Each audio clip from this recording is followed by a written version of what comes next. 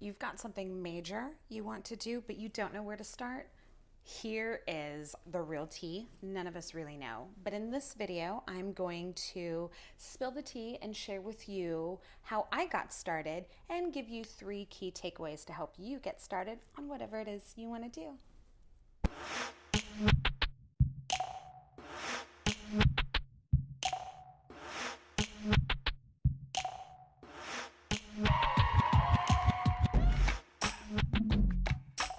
Welcome to BTV, where you are free and I am free to be creatively you and me. I am Brandy Mars Sky, queer, POC, intersectional creative coach for creative entrepreneurs and writers. And in today's video, we're going to kiki a little bit about the number one question that I'm always getting asked. How did you get started? And sometimes that's how did I get started in drag? Sometimes that's how did I get started in writing? Or how did I get started in creative coaching? And so this video is going to cover all 3 things, which just so happen to be my specialty as well. And so I'm really excited. This is more of a laid back and part of a Q&A series. Every now and then I send out a survey to my people and ask them, what do they really want to know, or how can I help them build better lives and businesses and creative things that they want to do? How can I help them do that? And so one of the questions that I always get back, regardless if it's drag or if it's writing, is how do you get started? And so the first thing, regardless if they've come into my community for writing or coaching, is how did I get started in drag? More often than not, I am the first female drag queen that they've ever met. And so they are very curious as to how I got started. And how I got started in drag, I got started when I was 16. I snuck into my first gay bar and I saw Erin Davis. She was the first drag queen I ever saw. Fell absolutely madly in love with her. And because I wasn't old enough, I had snuck in, I had to find my own way to become a part of the community because I couldn't keep going to the shows. But Erin took me under her wing and she kind of gave me the behind the scenes of what, happens with the drag show, how you put it together, the whole transformation process. And she let me film her, going into makeup, going into face, and also her drag show that she had at the club called UBU. And so what I did was I videoed all of that. I edited it together and I put it on PBS, which was Public Broadcasting Station, which was way before YouTube. Like, you could edit together stuff and put it on this station so people could watch it. And so I did that, and I found that was the way that I could contribute at the time and the way that I could be a part of drag. And so all through, since I was 16, the theme of drag and the love of drag stayed with me. And it wasn't until, I got into college and I did my BA in dance that I really started playing with camp aesthetics and this whole idea of excessiveness and what that means for a cisgendered female, or for any of us. What is this excessive stereotype of, female, of beauty? And so I started playing around, with that in a camp way. And that was really my first kind of exploratory in drag and not just recording it.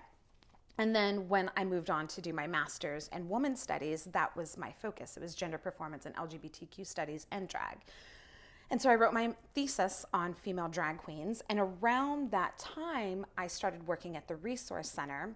And that was 2004, 2005. I met Jenna Sky. I started Gay Bingo. And that was really what blew up my world of drag as far as performing it, because I had always been a part of it. But I got on stage for this, this monthly charity gig that had themes. Jenna and I would put shows together. And that's what really started my performance as, a drag queen. But before that, I was backup dancing, I was choreographing for queens, I was doing all of this. I was always a part of the community, but it wasn't until 2004, 2005 that I really started to perform it. And in 2011, I competed in my first drag pageant, Miss Life Walk, which was a charity pageant. And that's kind of, it just all blew up from there. From there, I went on to win Miss Diva US of A 2014. I have traveled all over the world doing drag, but all of that, I've taught drag, I teach drag, it's part of what I do, but all of that goes back to the very first thing that I did, and which is the big key takeaway that I want you to get from my how I got started in drag story, and that you can implement in your life, is that, you know, I I didn't wait for permission to do it, right? I just started doing it. I did it before I had validation that it was even a thing. Like, I didn't even know that female drag queens existed. I didn't know until I Googled drag queen and saw the term faux queen kind of like embedded in the Wikipedia article of female drag queen, or in the Wikipedia article of drag queen. And I saw the term faux queen and I was like, oh my God, this is a thing. I can actually do it. And so I did it before I knew any of that, right? Before I knew any of that existed. And so what I want you to take away from that is you got to find your toehold, right? So I wanted to do drag so badly. I wanted to be a part of that community so badly that I found a way, right? I found my niche. I found the way to get into it. And that was through film and filming it. So when you're getting started on something, I really want you to look at finding that toehold, whatever that is, grasping onto it and holding on and writing that out, because everything else will evolve from there. There's a really great saying that anytime I start any kind of project, whether it's a book, whether it's a performance, whether it's an offering, whether it's, a coaching session, I tell myself, how does the saying go? It's like, okay, so you're in a car and you're driving at night and your headlights are on. And when your headlights are on, you can only see the road like that much feet, in front of you, however far your headlights go. You can't see the whole entire road to the destination that you want to get there. You can only see what's in front of you with those headlights. And that's the same thing with this whole idea of a toehold. You don't need to know how everything goes to get there. You just need to keep your eye on that little space of the headlights, that toehold, and the end where you want to go, and just keep watching what's in front of you. And so that's the key takeaway that I really want you to get from that experience, or my experience of how I got started in drag. And if you're interested in getting started in drag, I actually have a really cool blog post that I linked it to in the description below on how to be a drag queen. So, and this is for anybody. So if you're interested, totally check that out. So the second question that people have in the whole get started arena is, how did I get started writing? And so what they're really asking is, how did I get started getting paid to be a writer, right? How did I get started freelancing? And again, this is one of those things that I had always been doing, but I didn't really take it seriously until I quit my day job and decided this is what I want to do for the rest of my life, right? I want to be a freelance writer. I want to write. I want to create like these amazing stories out of my experience. And so when I decided to do it, my big break really came from, I got in this Facebook group. It's still around. It's called Binders Full of Editors Seeking Writers and Vice Versa, something like that. And so I got in there, and there was a call that an editor put out to write an article about Beyonce backing up Hillary Clinton. It's when she announced it. I think this was like 2016. And I responded. I emailed, her, the editor, and I said, okay, I'm interested. I didn't get that one. I said, thank you very much. If you have anything, coming up, please let me know. Keep me in mind. These are my specialties. And she did. She emailed me and she asked if I would be interested in writing a op-ed piece for an online space called Global Grind about Susan Sarandon and how she voted in, the 2016 election. I think it was 2016. That's right. Right. Yeah. And so I wrote that piece. She loved it. It went viral. It was on the front page of Global Grind. It stayed #1 on their read list for about a week, which in this day and age is a really big deal. And in the process, and in that writing, I created a relationship with that editor. And she worked for Global Grind, she worked for Cassius Life, and a couple of other, online spaces. And she took me with her wherever she went. One of the other places that she ended up, editing for was BET. And so that's how I got my BET gig, was because I replied to somebody looking for a piece. I didn't get that one. I gave her all the things that I could write about. And then she came back, I built that relationship, and then she came back and said, okay, let's do this. And because I was consistent, I had a really quick turnaround, 24 hours on, topics that were trending. She kept me in the loop and brought me with her to a big outlet like BET. And so the big takeaway that I want you to take away from this is that your big break isn't going to come to you. You have to put yourself in the line of fire, right? You have to put yourself everywhere that you possibly can to get the result that you want. I was in a bazillion, still am in a bazillion Facebook groups. I, looked at different, writing places that had, that listed out people who are looking, online spaces and magazines that were looking for writers.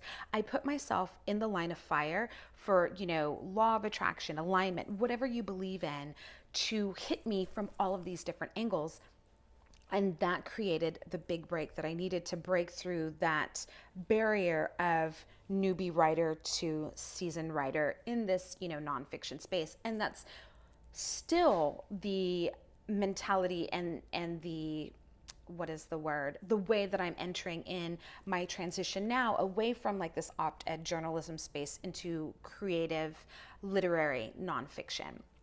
And so the key takeaway from this for you, in whatever it is you want to start, is you just have to throw everything at it. Put yourself in the middle of everything and give yourself so many different avenues and ways that the thing that you want can hit you and find you, and your big break can happen. Whether that's a fashion line, join all these fashion groups, attend different fashion shows, whether that's an online business, there's networking stuff, go to meetup.com. There's so many ways that you can put yourself in the line of fire.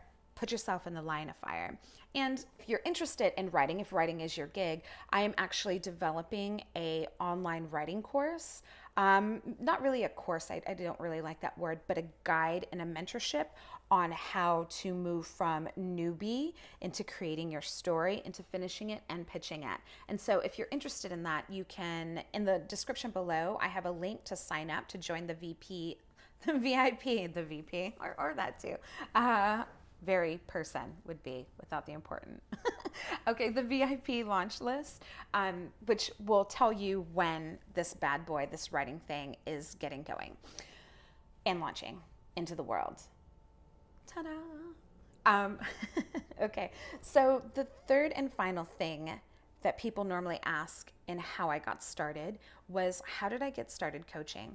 Well, I've always loved and been interested in personal development. I've studied different teachers. Brooke Castillo, I did a lot of social justice, social work in college. And so this is a theme that has always been surrounding me and something that I've always been doing. But it wasn't until 2 years ago that a friend of mine who is a colleague, my creative soulmate, love this person to death. They were like, I need help transitioning from this area of my life into freelance. And is this something that you do? Is this something that you can help me with? And I said yes. And so the big takeaway here is really twofold, is you have to pay attention to what people and the universe and everything is saying to you. Okay, maybe it's 3. 2, you have to recognize it as something that is profound and impactful. And 3, you have to say yes. You have to be able to say yes to something that scares the shit out of you, that you've never done before, and that has the potential to open up these doors to avenues that you maybe didn't think of for yourself, but is what is aligning with everything in general. And so for this one, I wasn't really planning on doing threefold, but it really is. It's about paying attention to what everything is happening, what you're feeling, what the people that are in your orbit, your close orbit, local orbit are saying, and then kind of what is the trend that's happening out here. And in that intersection is where you're going to find the seed that's going to be able to take root and plant and grow as you continue to get started in this thing that you want to do. But once you do that, you also have to recognize that it is that. You have to recognize that maybe perhaps this is the thing that is going to help open up these other pathways and doors and see my life and the thing that I want to start in a way that I didn't imagine, but that the universe has aligned for me. And then 3, you just have to say yes, right? You have to say yes to things that scare the shit out of you. That is the biggest takeaway. And if you're interested in this whole coaching thing, again, I'm going to link to kind of what is a coach, how to find the right coach for you. It's a book freebie that I wrote this actually last year, and I'm going to link to it in the description below. Okay, so I've thrown a whole lot at you today. So I just kind of want to recap and kind of put everything together for you so you know the key takeaways that you need to do to get started. So what I learned in drag on how to get started is that you have to do it before the validation. You have to do it before anybody gives you permission, and you have to find that toehold. You have to find that way in, and you've got to hold on to it and run with it. You don't need to see the whole entire pathway, but you just need to see what's ahead of you and keep going. The second big takeaway came from writing, and that is you have to put yourself in the line of fire. You have to put and throw everything at it that you possibly can to catch your big break. That is the only way that your break is going to find you, is if you put yourself in networking, in groups, in 101s, in these things that are going to bring lady luck and bring that energy and what you want to start to you. The third thing from coaching is the kind of 4 or 5 fold that it's become. You have to pay attention. You have to pay attention to what is going on. What are you feeling called to do? What are the people in the closest orbit to you? What are they asking you for? And what's going on in the social political sphere? In that intersection is going to be the seed to take root of whatever you need to start or want to start. In that, you have to be able to recognize it. That is a huge thing. Opportunities fly by us every single day, and we don't see them. We don't pay attention. So you have to pay attention. You have to recognize that this could be, may not be, maybe, could potentially be a way into whatever it is you want to start. And part of that whole final coaching thing that I've learned is you have to say yes. You have to say yes to the opportunities and the things that scare you, that make you feel uncomfortable. That is the only way that we are going to grow. That is the only way that our art is going to grow. That is the only way that our creativity and what we want to begin will grow. And so with that, beautiful, lovely people, I hope you enjoyed this little kiki. It's different. I wanted to just kind of chill and shoot the shit in the living room as if, we were having some coffee with Bailey's or whatever it is, adult beverage. That's all I have for you today. But next week, in the next video, we're going to continue on this how to get started series. It's kind of in the air. I've had a lot of people in this last couple of days and weeks come to me and ask, how do they leap? How do they take the leap? How do they do this freelancing gig? And so in next week's video, I'm going to give you the thing that I wish I would have known that would have saved me tons of time. And that is the knowledge of exactly what it is I was doing. So in that video, we're going to talk about the difference between an online business, creative entrepreneurship, and being a creative. So make sure you subscribe to this channel so you will be notified at once when that bad boy drops. And tell me in the comments below, what are you planning to get started? What do you want to start? What is your biggest takeaway? How can I help you on this getting started journey? I'm here for you. I love you so, so much. With all of that being said, I hope you have a beautiful week. See you right here. Same Bee Bat channel, same Bee Bat station. Go forth, be the slay you wish to see flawlessly. Love you guys.